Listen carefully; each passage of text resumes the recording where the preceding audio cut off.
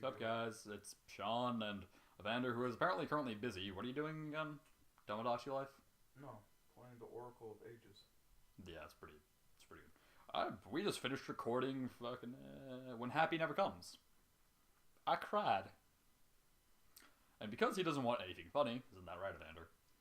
Comedy is for scrubs. And I'm Nita Scrub. I have decided this next story by going through my favorites grid. This one is called At the Bottom of the Bottle. It is written by Unique SKD.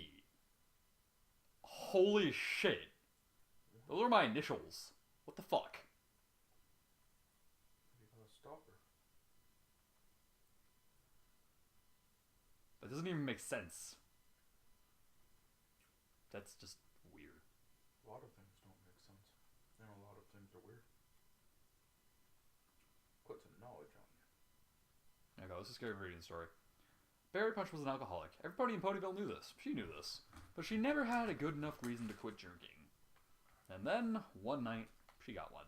This is a sad slice of life. Fair warning, people. Oh, so, I don't know why, but when I first saw this story, I immediately thought of the song Crack a Bottle. Is that bad? Yep. Author's note. This short story was inspired by an event that occurred literally only last night.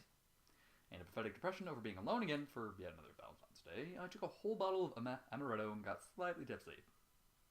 I then came onto the site and blogged a load of rubbish to my followers. Fortunately, I didn't say anything offensive or hurtful or demeaning, just a bunch of random nonsense. But it made me realize that the answer to my problem was not the bottle. The bottle only worsened the situation, and to my deepest regret, it also reached out and tried to lash at my loyal followers as well, because I secretly allowed it. It also blinded me to the truth that I wasn't alone at all to begin with. I have my beloved dysfunctional family who can always rely upon when I need them the most. True. If any of you guys are alcoholics or drink far too much, this is pretty good advice. And also have all of my viewers and followers, otherwise known as my friends on this site and on YouTube and other sites, who I consider myself undeserving of, to say the least. As long as I have these people in my life, no matter the distance between me and them, I am never alone, and it took me the mother of all morning headaches to make me realize that. Another probably good reason to, not drink. To all of my followers, and mine as well, you guys are amazing, as I've said on many occasion, and I'll never let you forget that. It's true for both of us. And to readers out there viewing this story as well, I'm a dramatic reader, bitch. Never take up drinking. Alcohol makes you do really stupid things, and the last thing you want to do is something that costs you dearly in the end. Have a warm and safe evening or day wherever you are, and may Michael Marones continue to be an inspiration to all bronies. Don't drink and drive, kids. Good advice. Blessings and love goes out from the Unique SKD Fiction and YouTube channels to his family at this difficult time. We, or rather I, hope their charity raises more money and that their son recovers in time for the next episode of his favorite show. Stand drugs, don't do school. Shut the fuck up. Oh, my bad. Now please enjoy the story and bear this render your feels to me. Maybe. Peace out, y'all. Muffins and waffles for life. Unique SKD, the Brodyville. Wow. At the bottom of the bottle. Ruby was awakened with a start, the sound of a loud crash having disturbed her sleep and taking her away from her fantasy dreams. She sat upright in her bed, frightened and confused as to what had happened outside her bedroom door. Her fears quickly disappeared when she heard the all-too-familiar sound of slurred words uttering a loud apology from downstairs. Drunk Mommy was home. By the way, this is from the perspective of a very, very young child. Oh. Yeah. Well, when it says stuff like Drunk Mommy was home... Yep. Sighing with a mixed tone of release and sadness, Ruby threw back her covers and climbed out of her bed. Making her way over to the door of her bedroom, she opened it up a little, and peeked through the small gap. As her room was directly in front of the stairs, she had a decent view of the downstairs hallway, where she could see her mother, in a drunken state, as she had suspected, mumbling apologetically to a broken flower vase, shattered into large fragments on the carpeted floor, water soaking the ground, and the pretty flowers which had been contained within it laying in a pile. The front door was wide open, letting in a cold, chilling breeze of the night air. Ruby Fish shivered a little as she felt the cold wind tickle her body, even from here in her warm bedroom. Sorry, mister, I didn't see you're there. Ruby overheard her mother say to the smashed flower vase. Unsurprisingly, the broken pottery did not dignify her with a response. If it did, I think we would have bigger problems. Ruby watched her mother poke the broken fragments cautiously with her hoof. as though she were thinking it to be a corpse, before shrugging it off and walking, or rather stumbling, away towards the kitchen. She left the front door wide open, allowing any pony who was still up at this time to see into the home the little filly shared with her mother. Ruby took this as her cue to open her door completely and tipped Hoof downstairs to the front door. Taking care not to step in any of the shards or of the smashed vase, Ruby closed the door and locked it tight. About the bogey pony? I guess that's bogey. The bogey pony, or boogie pony, I guess, that stalked the world under the cover of night, was denied entry into the home once more. That's kind of...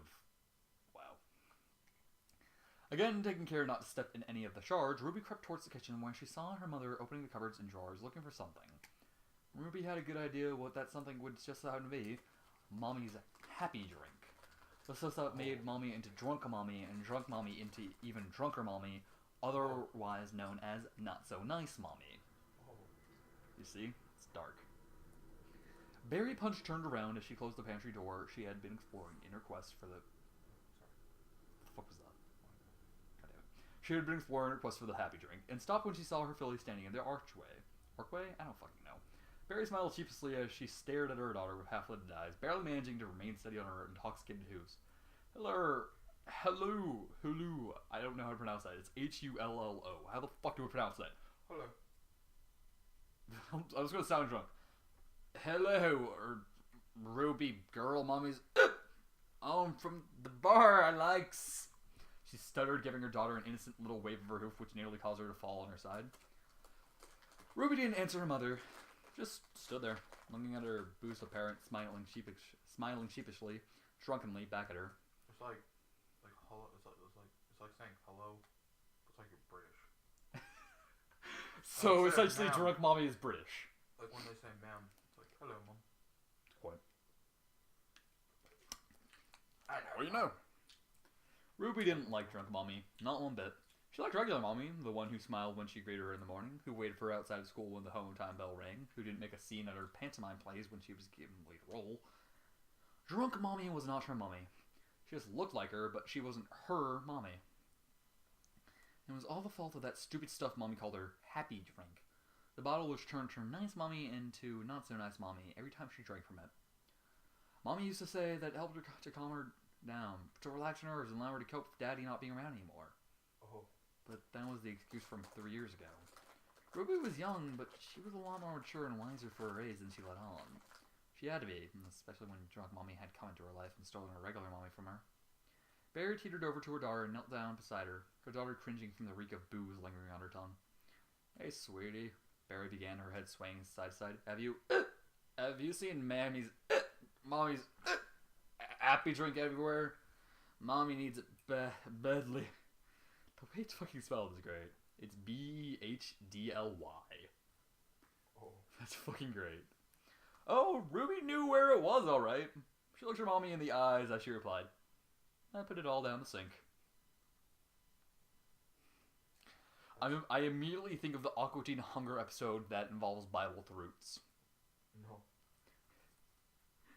Do it before thine eyes! Barry Punch froze, a horrified expression on her face as she stared at her daughter. What? Sorry, I got the shove No. Her sheepish smile was gone, replaced by a frown, and her ears twitched. What? Ruby gulped, her mother's reaction making her uncomfortable. She took a step back and repeated herself. I put it all down the sink, Mommy, she said again, a little quieter this time, nervously. An awkward few moments passed between the two ponies. An intense and deathly silence hung in the air as Barry took in what her daughter had just said. It's probably not too easy, given that she's Barry's be drunk off her ass. I can see where this is going. You can?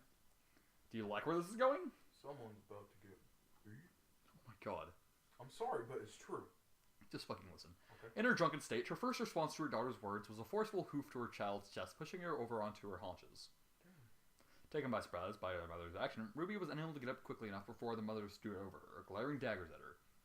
Mommy was scary when she was angry, especially when angry and drunk. You little brat, why would you do something like that? Bellowed the angry creature that Ruby barely recognized as her mother.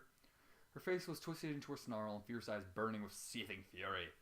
Her mother's chest rose and fell as she inhaled and exhaled furiously. Awful stench of alcohol floated Ruby's nostrils, and she nearly gagged at the smell. Ruby shivered in fear beneath her Mommy, tears streaming down her face and cheeks, cowering, curling up into a ball on the floor. She didn't like night haunts and nights, Mommy.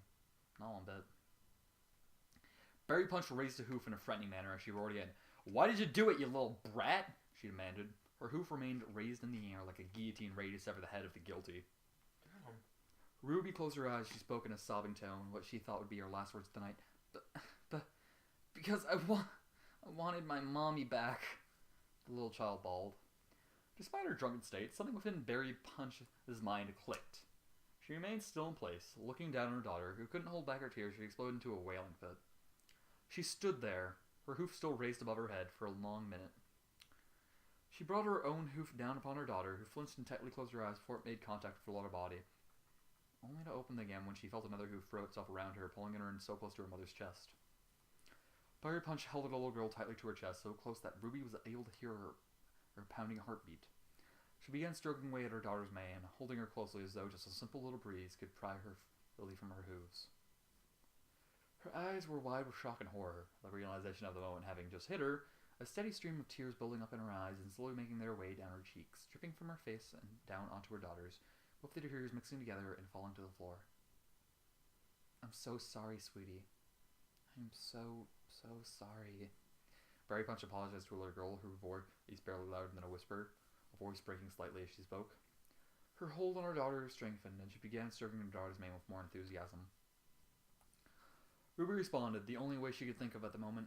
She threw her little hooves around her mother, her regular mommy, and she cried tears along with her. It's, okay, Mommy. I just wanted you back. Berry Punch leaned away from her daughter and held her face in her hooves, bringing one up to her daughter's eyes and wiping away her tears. I'm so sorry, Ruby. Berry sniffled. She turned her head away to cough, clearing her throat before looking into her filly's eyes again, her own filled with guilt and sadness. I'm so sorry you have to see Mommy like this. You did the right thing, pouring that evil stuff away. You're such a good girl, Mom said. Mommy shouldn't have acted like that to you. I promise you, dear. Mommy will do better for you, okay? She pulled her daughter in close for another warm and heartfelt embrace. Mommy will do better for you, sweetheart. She's so sorry. The broken vase was soon cleaned up by Berry Punch, and the mess left on the carpet taken care of as well. Berry, feeling more sober now, made herself and her daughter 2 cups of warm cocoa as they sat in the living room, close to each other on a comfy sofa. Ruby rested her head on her mother's side, held on her parents' foreleg. Berry promised her little filly that, come the dawn of the next morning, she would dispose of all the nasty so-called happy drink in the house and begin making improvements to make herself a better mommy for her little girl. Ruby was glad to have her real mommy back again. Was just glad to have her real mommy back again. I can't speak. As she began to let exhaustion take over her being, Ruby yawned and smiled up at her mother, who looked down and smiled back at her. The answers to one's life problems are not found at the bottom of the bottle. Sometimes they were found right in front of you. The end. So, what'd you think? It was quite sad. But at least it was happier than the other one. True. At least nobody died. Yeah. So, what would you rate this one? 9 out of 10. 9 out of 10? Mm-hmm. Seems legit. Any final words before I quit recording again? East side. What the fuck is wrong with you? You think I'm mad? Sure, I ruined that one story that one time, and fucking I tried to whip raccoons with a belt outside. If you've ever seen that, go watch it. It'll make more sense. But at least I don't fucking mention gangs. Who said I was mentioning a gang? Just because you say east side doesn't automatically make it a gang. You racist. No, I'm just... Good times were had by all. Well, Internet, I'm going to go jump off my roof now. I hope you've all enjoyed this channel, because I'm going to go die. Oh, please. You don't have the balls to jump off a roof. Go fuck yourself. Toodles!